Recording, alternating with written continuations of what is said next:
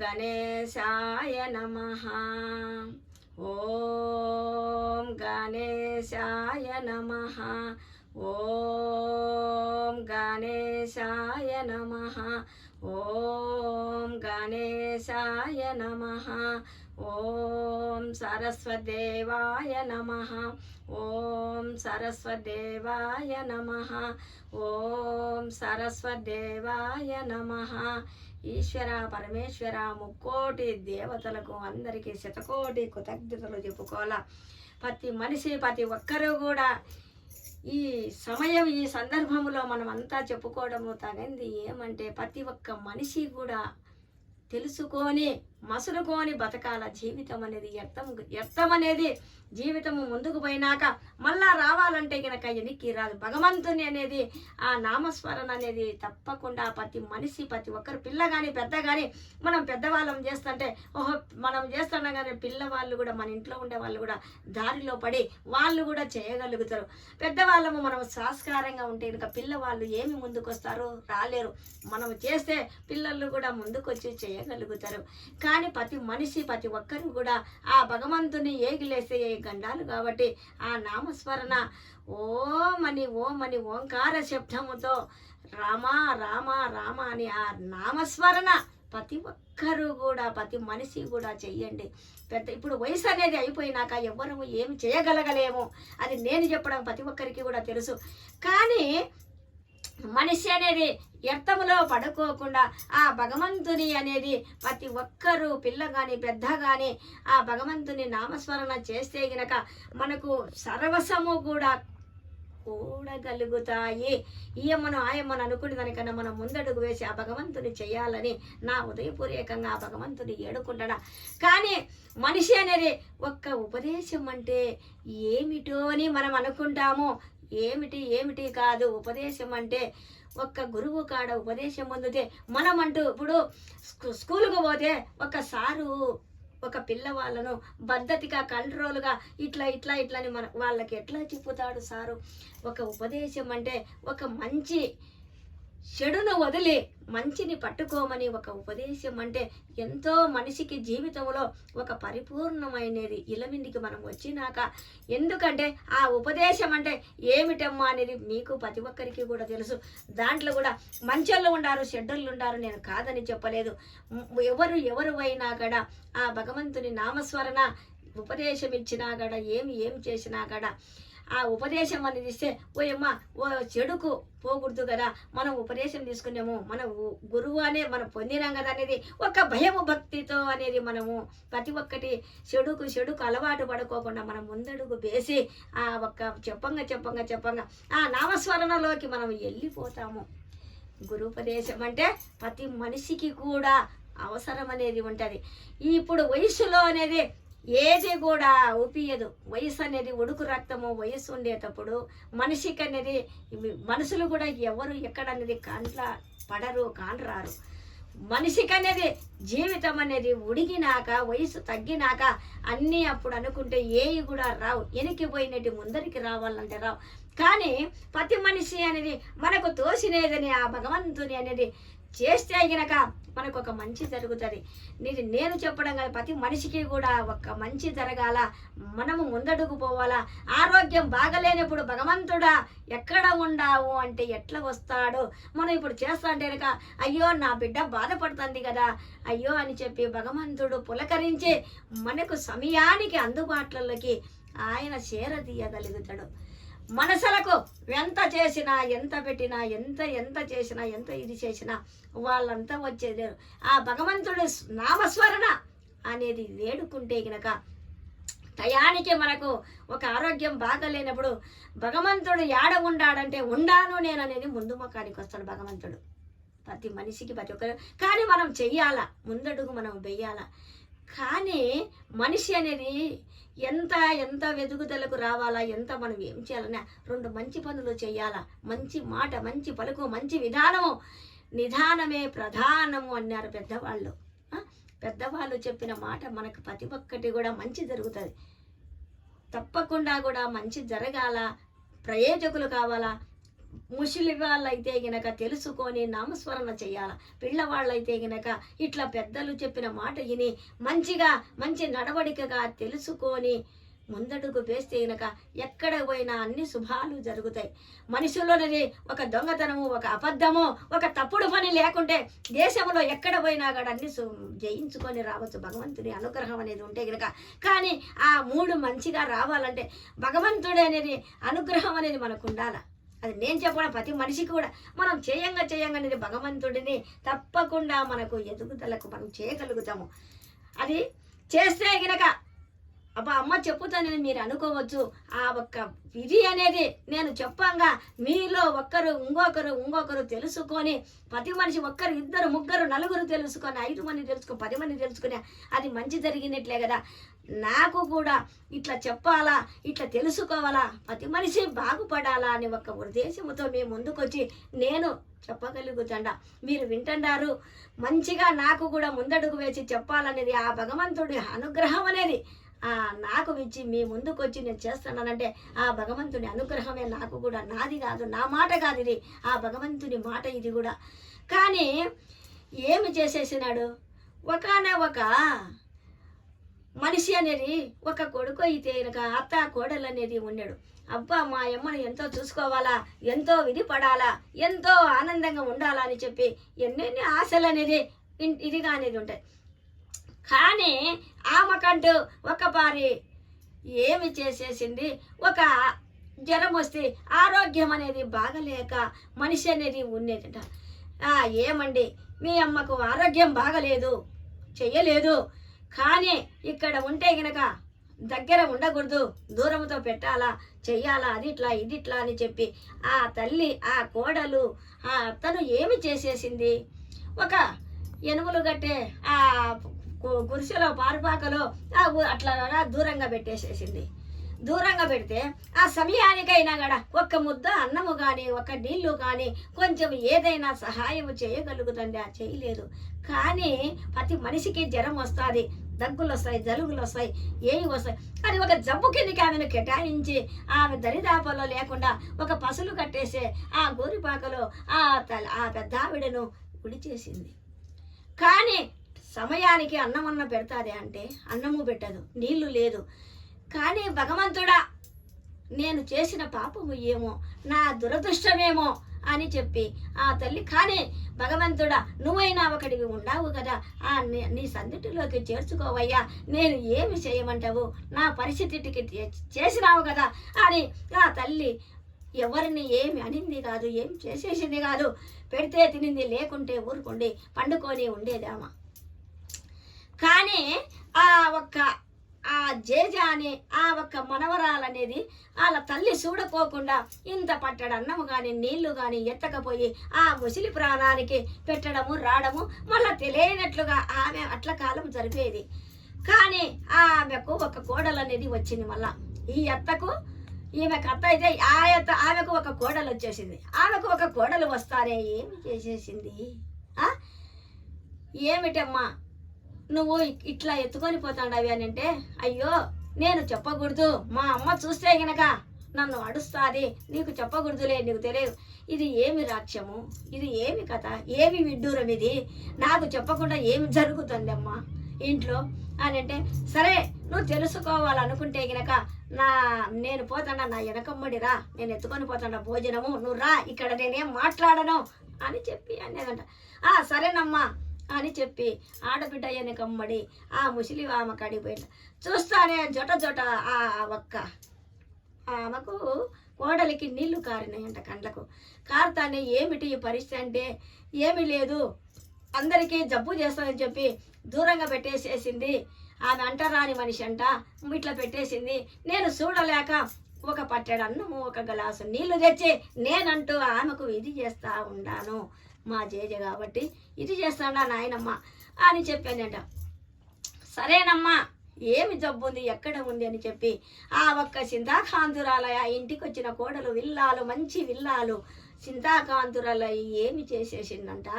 ఒక్క పారి ఇది ఎందుకు అని చెప్పి ఆమె అదే ఆలోచనతో ఉంటే వాళ్ళ మామనేది ఇంటికి వచ్చేస్తానే, అయ్యో ఇక్కడ పెద్ద ఆమెకు ఇట్లా చూస్తూ ఉంటే, సరేనమ్మా తప్పేముంది, చూస్తాము బా, ఏం ఆరోగ్యం బాగలేదో ఆ పెద్దావిడికని ఈమె వాళ్ళ ఏరే ఊరికి వెళ్ళిపోయింది ఈ అత్త. చూస్తాం పాని వాళ్ళ మామను తొడుకొని పోయి ఆ పెద్దావిడిని చూపించే, అమ్మ ఏమీ ఆరోగ్యం బ్రహ్మాండంగా ఉంది, ఏమీ లేదు, ఈ సమయానికి అన్నం పెట్టక చెయ్యక ఈమె పరిస్థితి ఇట్లా విరిగిపోయిందమ్మా, అంతకు తప్పక ఏమీ లేదు అనే చెప్పినాడంట. అంతే కదా అని చెప్పి నేరుగా ఆ ముసలామను తీసుకొని వచ్చి ఇంట్లో వండబెట్టి స్నానం చేపించి మంచిగా భోజనం పెట్టి విరి చేసిందంట. ఆమె వస్తానే ఎవరో ఇక్కడ ఇట్లా తీసుకొచ్చి పెట్టారే, అంటరాని మంచి బాగలేదు కదా, ఆరోగ్యం కదా, అది కదా ఇది కానీ ఆమె ఒడుపులాడుతుందంట. అయ్యో ఇట్లా విధి చేస్తే ఏమి కథ అని చెప్పి ఆమె మిందికి కోడలి మిందికి వస్తానే, సరేనత్త తెచ్చేసినాను, సరే బాగలేదు కదా అంటానే. అప్పుడు ఈమెకు ఒక మందు మాత్ర ఇస్తే ఈమె కోలుకొని చిన్నగా తిరుగుతూ ఉంటే ఈ అత్తకు ఏం చేసేసింది, ఆరోగ్యం బాగలేకుండా అయిపోయింది. ఈ చిక్కోడల అత్తకు ఆరోగ్యం బాగలేకుండా అయింది. అత్త నువ్వు కూడా అంటరాని మనిషివే కదా, అందరికీ జబ్బు చేస్తుంది కదా, నువ్వు కూడా ఆ పసల కాటంలోనే నువ్వు కూడా ఉండాలా, ఇది పద్ధతి కాదు, ఇట్లా మీ అత్తను పెట్టినావు కదా, నువ్వు కూడా అక్కడే ఉండాలని చెప్పి ఏమి చేసేసింది ఆ కోడలు, ఈ అత్తను కూడా అక్కడే పెట్టేసేసింది.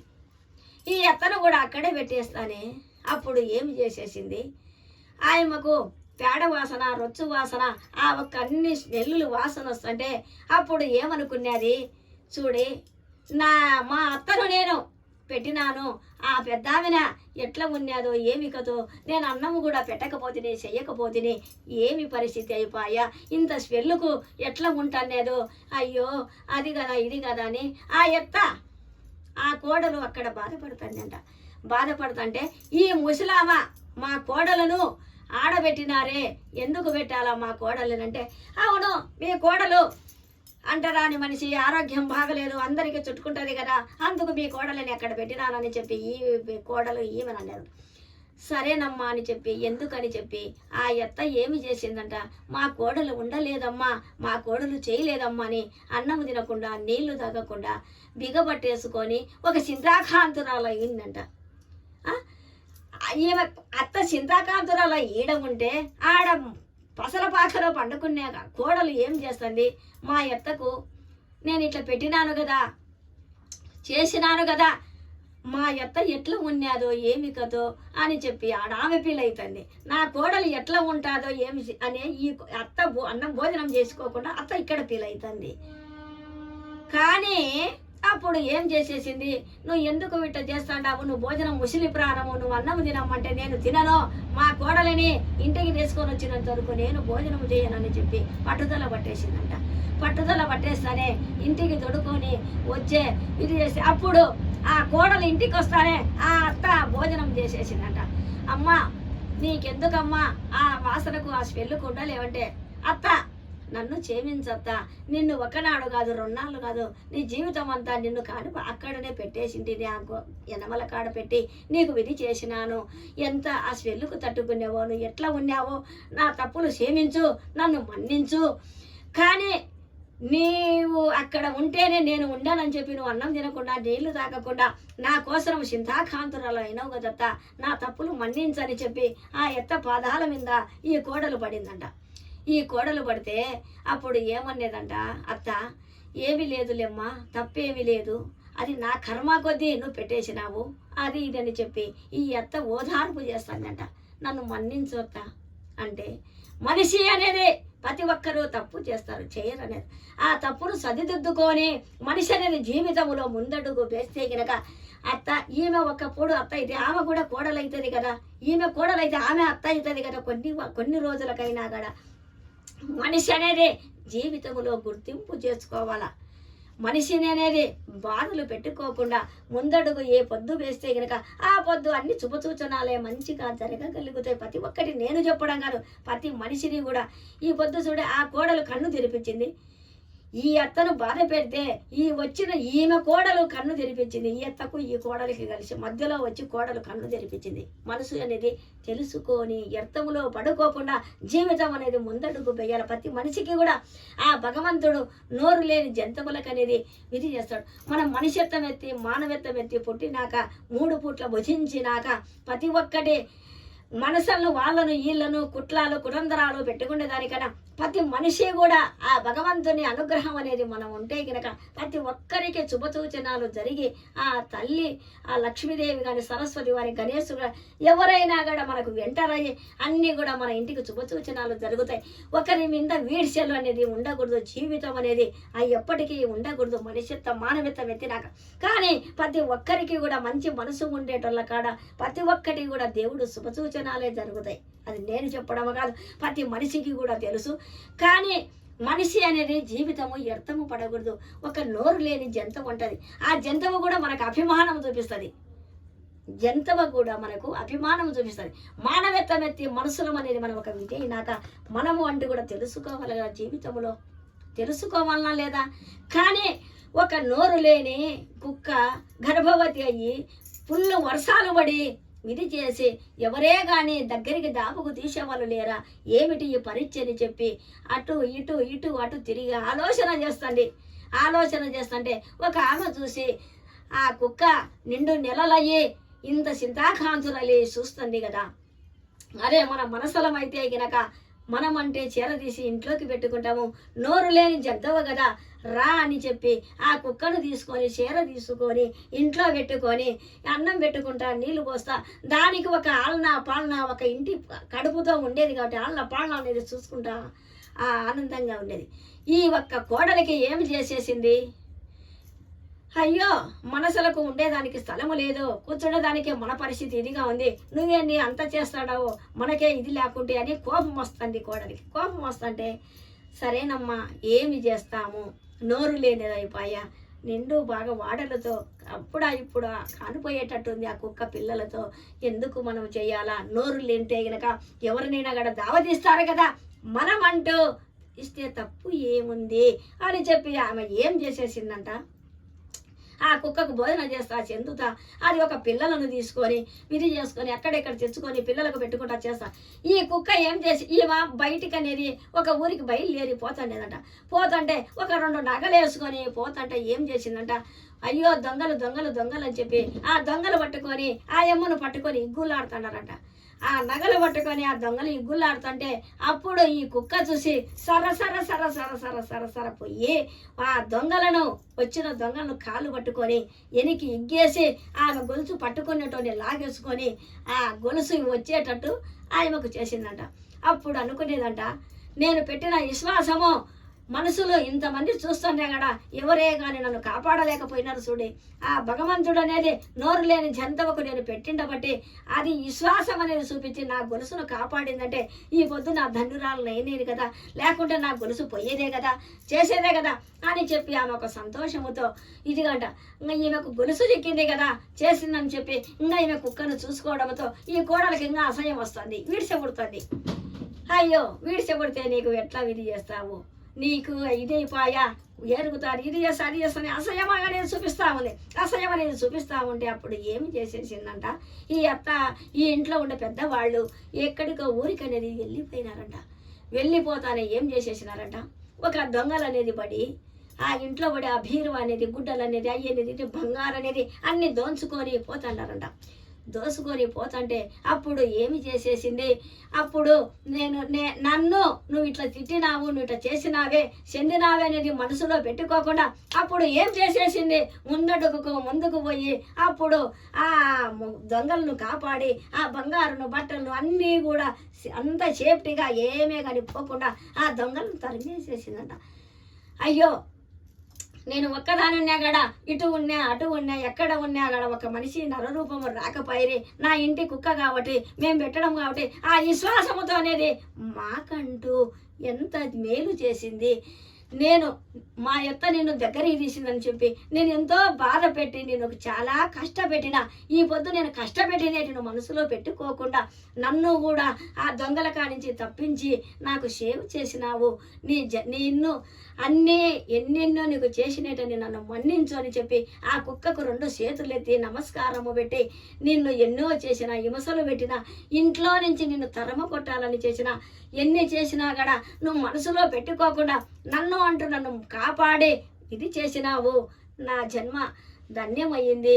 లేదంటే కనుక నాకు దొంగతనాలు మిందపడి, లేనేదంట నాకు ఇది చేయకోకుండా, నేను చేసినట్టు కూడా తప్పులు మనసులో పెట్టుకోకుండా చేసినవు చూడే, నోరు లేకున్నా కూడా నన్ను కాపాడినవని చెప్పి 2 చేతులు ఎత్తి దండం పెట్టి నన్ను మన్నించమని చెప్పి ఆ కుక్కను ఏడుకొని ఇది చేసింది. కానీ నోరు లేని జంతువు కూడా మనిషి కన్నా విశ్వాసం అనేది చూపించది. మన ఇంటికి వచ్చే ఆపదలను కాపాడగలుగుతుంది ఆ ఒక్క ముద్ద. ఇంకా ఇప్పుడు 10 మంది పుట్టాలి, 10 మంది అంటే 10 ముద్దలు పెడితేనే కన్నా కడుపు నిండుతుంది అని చెప్పి మన కుటుంబాన్ని శ్రేయస్సు కోరుకుండేది ఒక నోరు లేని జంతువు కుక్క. మనుషులకు అనేది పెడితే గినక పెట్టినప్పుడు తింటారు, మళ్ళీ తర్వాత మర్చిపోయి మళ్ళా మన ఏతువలు అనేది ఎంచగలుగుతారు. ఆ విశ్వాసం అనేది చూపించగలుగుతుంది. మనిషి అనేది తిండి తిని పక్కకు పోతానే ఆ పెట్టింది పా అని చెప్పి ఇట్లా అట్లాంటి 4 మాటలు అదే వల్లే కానీ నోరు లేని జంతువు మన ఇంటి కాపలా మాదిరి మనకి ఎంత, మన ఇంటి మనిషి కన్నా ఎక్కువ కాపలాగా ఆ భగవంతుడు అనేది ఎంత సేఫ్టీగా ఇచ్చినాడో చూడి. నోరు లేకున్నా కూడా ఆ ఒక్క విశ్వాసం అనేది చూపిస్తుంది. కానీ మనకు నోరుండి మనసలమయ్యి అన్నీ కూడా మనకు ఉన్నప్పుడు మనమంటూ 2 మంచి మాటలు, మంచి విధానము, మంచి పలుకులు మంచిగా ముందడుగు వేస్తే గినక ప్రతి ఒక్కరికి సక్సెస్ అవుతుంది పనులు. ఏది కూడా కొందరు ఇబ్బందిలో ఉంటారు, కొందరు కష్టంలో కూరుకుపోయి ఉంటారు. ఎంత కష్టంలో కూరుకుపోయినాడని చెప్పి వెగతాళి చేయకూడదు. మనం చేతనైతే సాయం చేస్తాం, సాయం చేయలేని పక్షానికి తలదించుకోవాలి. కానీ కష్టంలో కూరకపోయిన వాళ్ళను మనం అనేది ఇంకా కొంచెం ఏలంగా మాటలు మాట్లాడితే కనుక భగవంతుడు అనేది క్షమించాడు. మనకు కూడా ఎప్పుడో ఒక పారి కష్టాలు చూపించగలుగుతాడు. సాయం చేయకోకుండా తలదించుకోవాలి. కానీ చేతనైతే సాయం చేయొచ్చు, తప్పనేది ఏమీ కాదు. మనిషిని అనేది ఒక వేలము చెయ్యకూడదు. ప్రతి మనిషి కూడా జీవితము విలమిందికి వచ్చినాక అందరూ బాగుండాలా, మేము ఎదుగుదలకు ఉండాలా, మేము కూడా పైగా ఉండాలని ప్రతి మనిషి ప్రతి ఒక్కరు కూడా కోరుకుంటారు, కాదనలే. కానీ ఒకరు ఉంటారు, ఒకరు తక్కువగా ఉంటారు, ఒకరు ఎక్కువగా ఉంటారు, ఒకరు కోట్లతో ఉంటారు. ఎవరి అభిప్రాయాలు బట్టి భగవంతుడు వాళ్ళకు ఇది చేసింటాడు.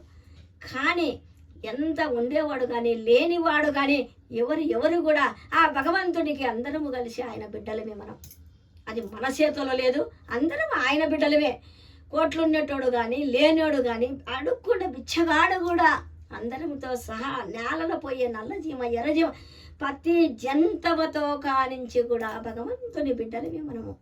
తెలుసుకొని వ్యర్థములో పడుకోకుండా మనమంటూ ముందడుగు వేస్తే కనుక ప్రతి ఒక్కటి కూడా మన ఇంటికి శుభసూచనలు మంచిగా సక్సెస్ అవుతుంది పనులు. అది నేను చెప్పడం కాదు, ప్రతి మనిషికి ప్రతి ఒక్కరికి తెలుసు కూడా. కానీ మనిషి అనేది జీవితంలో వ్యర్థము పడగాకనే భగవంతుని ఎంత చేసినా మనం ఎంత పడినా కూడా రామ అనేది ఆ రామజపము చెయ్యండి. మీ చేతనైతే గనక ఉపదేశం అనేది చేయండి. మనకంటూ ఇప్పుడు ఒక యేసుప్రేమ కానీ వాళ్ళు ఇట్లా తీసుకుంటారు, ప్రతి ఒక్కరు ఇట్లా సాయిబులుగా మనకంటూ కూడా ఇది ఉండాలా.